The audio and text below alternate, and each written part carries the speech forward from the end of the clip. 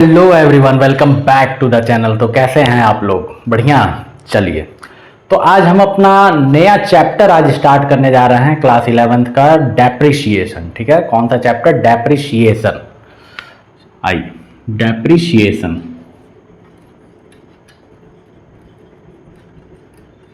Depreciation का हिंदी होता है हरास्य। सर, डेप्रिशिएशन क्या होता है? तो देखिए, डेप्रिशिएशन आपको अपने डेली लाइफ में भी ये चीज देखने को मिलती होगी। जैसे मान लीजिए आप फिक्स्ड एसेट्स कोई खरीद के ले आ रहे हैं, आप बाइक खरीद के ले आए, आप कार खरीद के ले आए, आप फर्नीचर खरीद के ले आए, आप घर बनवाएं।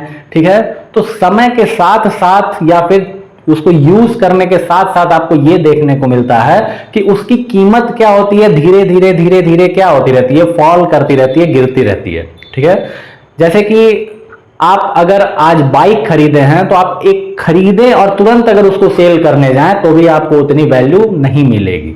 क्यों? क्योंकि उसकी वैल्यू में क्या आ गई? कमी आ गई। यानी कि जितनी वैल्यू में गिरावट आती है समय के साथ साथ या चलने के साथ साथ उस मशीन को या फिर उस एसेट्स को, उसी को हम लोग डेप्रिशिएशन बोलते हैं।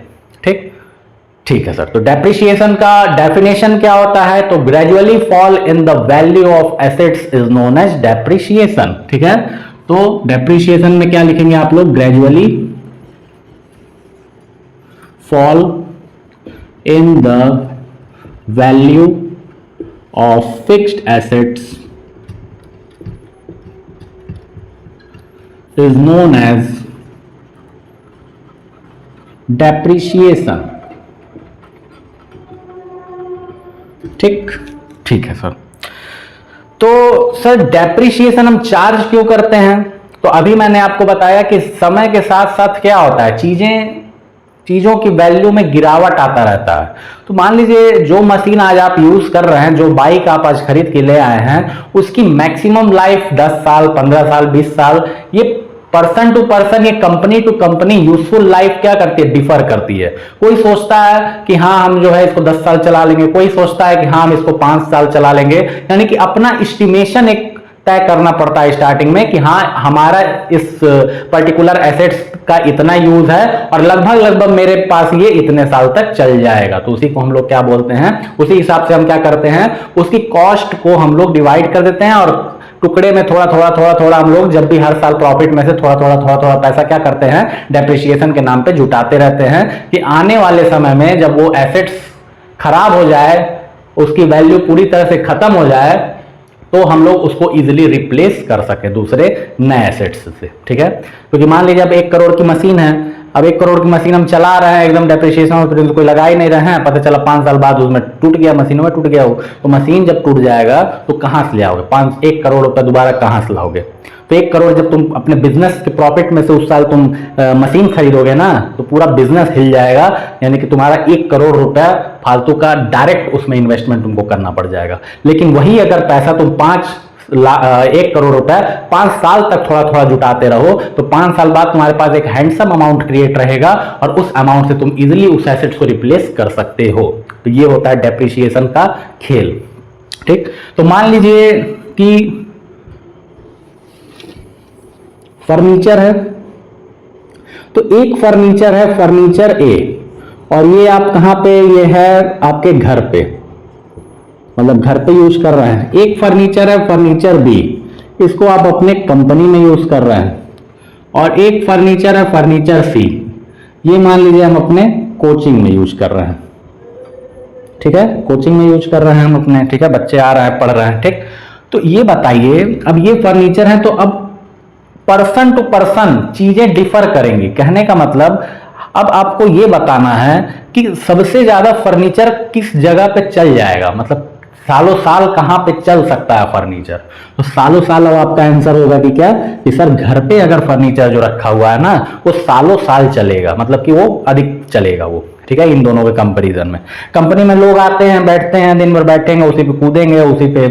ठीक है, तो दिन भर में हजारों लोग आ रहे हैं कंपनी में, तो ये फर्नीचर इसके कंपैरिजन में थोड़ा कम चलेगा। घर पे बहुत लोग आते होंगे, तो 2-4 लोग आते होंगे दो सप्ताह में, चाहे हम ही लोग कभी कभार बैठते होंगे, तो यानी कि कम यूज है। तो जब कम यूज है तो वो थोड़ा लंबे समय तक चलेगा। लेकिन वही अगर इसकी बात करें तो लंबे समय तक फर्नीचर वो नहीं चल पाएगा। क्यों? क्योंकि यहाँ पे जो है उसका यूज ज्यादा है। अब कोचिंग की बात करें तो कोचिंग में भाई आ रहे हैं बच्चे, शाम में बैठ रहे हैं, उसका घर चले जा रहे हैं अपने, तो कहने मतलब कोचिंग में भी हमारा फर्नीचर थोड़ा लंबे समय तक चलेगा। ठीक है, तो बताया ना कि पर्सन टू पर्सन, जगह के हिसाब से फर्नीचर का जो लाइफ है वो चेंज होता रहता है। ठीक है, ठीक है सर। अब आया हमको थोड़ा थोड़ा समझ में कि क्या खेल चल रहा है फर्नीचर का, लाइफ कैसे हम एस्टिमेट करेंगे। तो अगर घरेलू यूज है, यूज कम है, तो भाई थोड़ा कम लाइफ, ज्यादा लाइफ लीजिए। बहुत ज्यादा यूज है तो थोड़ा कम लाइफ ले लीजिए। ठीक है, मॉडरेट यूज है, मॉडरेट लाइफ ले लीजिए। ठीक, तो इस तरीके से हम एस्टिमेट करते हैं अपने माइंड में लाइफ, और पर्सन टू पर्सन डिफर कर सकती हैं लाइफ। ऐसा नहीं है कि हम अगर 10 साल मान रहे हैं तो आप भी 10 ही साल माने, आप हो सकता है 5 साल माने, हो सकता है 15 साल मान सकते हैं। ठीक, तो ये चीजें होती हैं। ठीक, ठीक है सर। एक बात और देखेंगे, 2 शब्द होते हैं, एक होता है चार्ज अगेंस्ट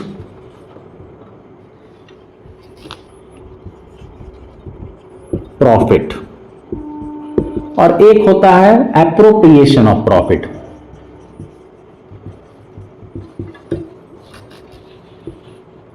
ठीक, तो डेप्रिसिएशन इन दोनों में से क्या है? तो डेप्रिसिएशन चार्ज अगेंस्ट प्रॉफिट नहीं है। ठीक है, डेप्रिसिएशन जो है एप्रोप्रिएशन ऑफ प्रॉफिट है। ठीक, यानी कि आपको उसमें से माइनस करना ही करना है डेप्रिसिएशन को अपने प्रॉफिट में, भले आपको उसका लॉस ज्यादा दिखाना पड़ जाए, लेकिन आपको डेप्रिसिएशन लगाना ही है। जैसे नहीं होता है कुछ कुछ ऐसी चीजें, जैसे डिवेंचर होल्डर्स अगर आप जानते होंगे, तो डिवेंचर होल्डर्स क्या होते हैं, उनका जो इंटरेस्ट होता है, या बैंक से आप लोन लिए उसका जो इंटरेस्ट है वो क्या है, वो चार्ज अगेंस्ट डिवेंचर नहीं, शेयर की बात करिए, यानी कि इक्विटी शेयर्स की बात करिए। ठीक है, तो इक्विटी शेयर होल्डर्स जो होते हैं, जो शेयर मेरे कंपनी का खरीदते हैं, उनको कंपनी डिविडेंड देती है। तो अगर किसी साल कंपनी पैसा नहीं कमाती है, प्रॉफिट नहीं अर्न करती है, तो उनको डिविडेंड भी नहीं देती है।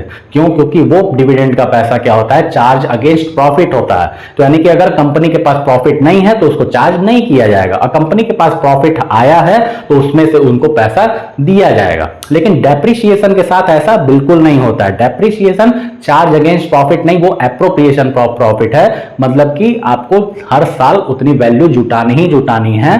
ठीक है, अब क्यों ऐसा होता है ये आइए अब देखिए। अब देखिए, जिसको नॉलेज नहीं है इन चीजों की, वो क्या करता है, मान लीजिए आप कॉस्ट किसी चीज का निकाल रहे हैं, मान लीजिए यही पेन आप बना रहे हैं, तो इसमें मान लीजिए लैंड लगा होगा, चाहे मटेरियल कॉस्ट लगी होगी, लेबर कॉस्ट लगी होगी, कुछ ओवरहेड्स कॉस्ट लगे होंगे। तो मान लीजिए 10 रुपए मटेरियल लगा, 10 रुपए लेबर लगा, 5 रुपए ओवरहेड, यानी कि कितने का सामान तैयार हुआ, 25 रुपए का सामान बनके तैयार हुआ। आप प्रॉफिट जोड़ दे रहे हैं 5 रुपए, ठीक है, तो कितना हो गया आपका, 30 रुपया हो गया। और इतने पे आप सामान बेच दे रहे हैं, अब खुशी झूम रहे हैं, यानी 5 रुपए कमा लिए, हमें प्रॉफिट कमा लिए। वो इसीलिए पढ़ रहे हो, ये प्रॉफिट नहीं, उल्टा तुम लॉस कमा के आए हो। समझ रहे हो? तुमको लग रहा है कि मटेरियल का पैसा 25 रुपया, 5 रुपया प्रॉफिट जोड़ दिए हैं, हम 30 रुपया कमा लिए, तो तुम गलत सोच रहे हो। तुम्हारी सोच गलत है। बताओ, इतनी गंदी सोच हो गई है तुम्हारी। कहने का मतलब तुम लॉस कमा के आए हो, ये प्रॉफिट नाम दे देने से तुम प्रॉफिट नहीं कमाए हो।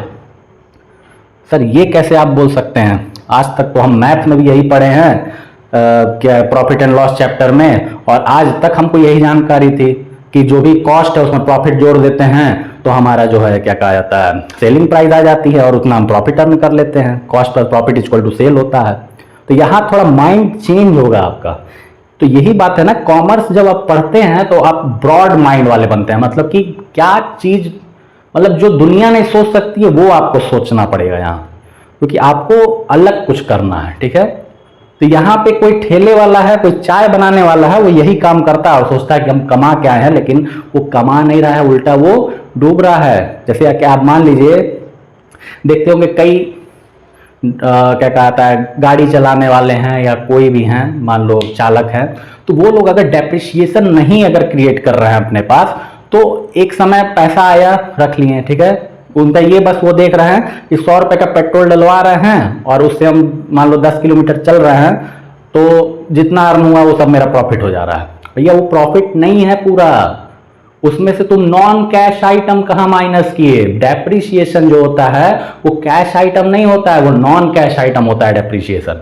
तो यहाँ पे मान लीजिए मशीन पे आप, ये तो आपको दिख गया कि मटेरियल लगाए, लेबर लगाए, ओवरहेड्स लगाए, ठीक है, और 25 रुपये आया। भैया मशीन की वैल्यू कौन जोड़ेगा, मशीन भी तो घिसी है, तो मशीन घिसी है, जब जैसे 100 यूनिट निकला तो यानी मशीन की वैल्यू थोड़ी सी कम हो गई है, तो कहां से कहां दिख रहा है आपको, वो नहीं दिख रहा है ना। तो मान लीजिए डेप्रिसिएशन, मान लीजिए 5-10 रुपए का लगना था, इसमें डेप्रिसिएशन लगना था, और क्या कहता है, और डेप्रिसिएशन लगना था, और आप शुरू में कितना कमा रहे थे, 30 रुपया, और पता चल रहा है आपको कि 35 रुपये जो है कॉस्ट ही आ रहा है इसका, क्योंकि यहां तक की चीजें क्या है, ये कैश आइटम थे, ठीक है, ये सब कैश वाला जो था वो तो आप कैलकुलेट करके खुश हो गए, और नॉन कैश वाला कौन जोड़ेगा, तो नॉन कैश भी तो है जुड़ेगा डेप्रिसिएशन। भाई मशीन में तुम बना रहे हो सामान, तो मशीन की वैल्यू कम नहीं होगी, तो कौन घट जोड़ेगा उसको। तो यानी कि कैश आइटम और प्लस डेप्रिसिएशन यानी कि नॉन कैश आइटम दोनों जब जोड़ेंगे आप, तब जाके आपको सामान की एक्चुअल कीमत पता चलती है, ठीक है। तो एक्चुअल कीमत आई आपकी 35 रुपए। अब अगर 35 रुपए में 5 रुपए जोड़ोगे, यानी कि 40 रुपए का जब बेचते ना इस सामान को, तब जाके तुम 5 रुपए अर्न करते।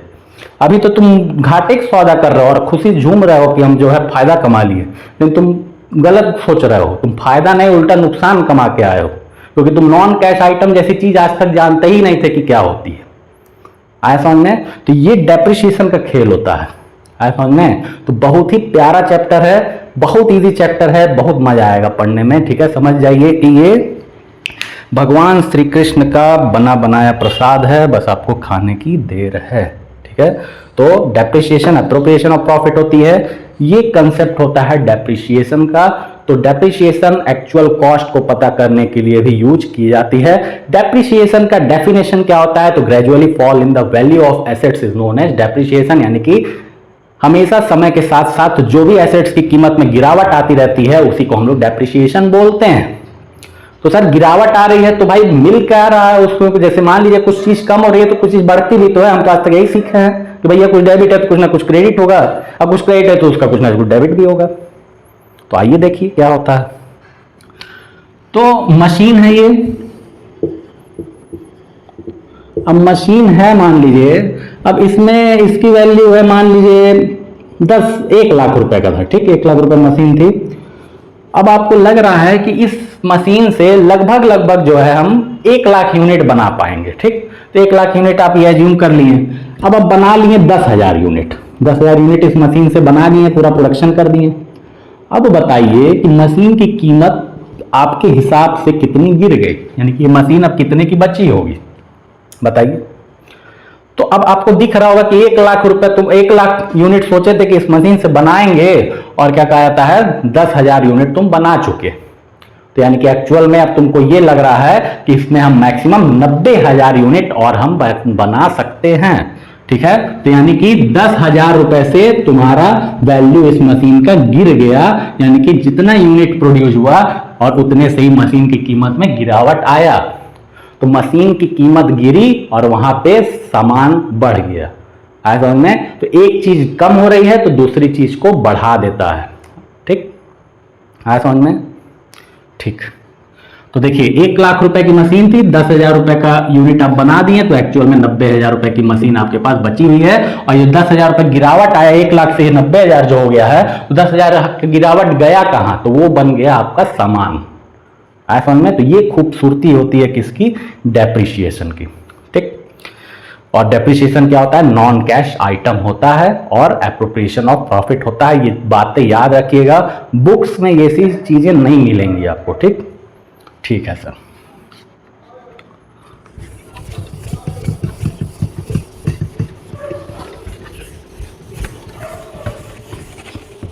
सर हाँ सर, वो ना नॉन कैश आइटम वाला हमको समझ में नहीं आ रहा है। नहीं समझ में आया अभी भी? चलिए एक चीज और देख लीजिए, जैसे कि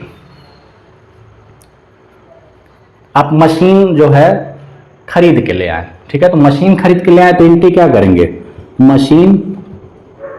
machinery account debit to cash account, ठीक है, 10,000 की थी, 10,000 रुपए का एंट्री कर दी, ये किए।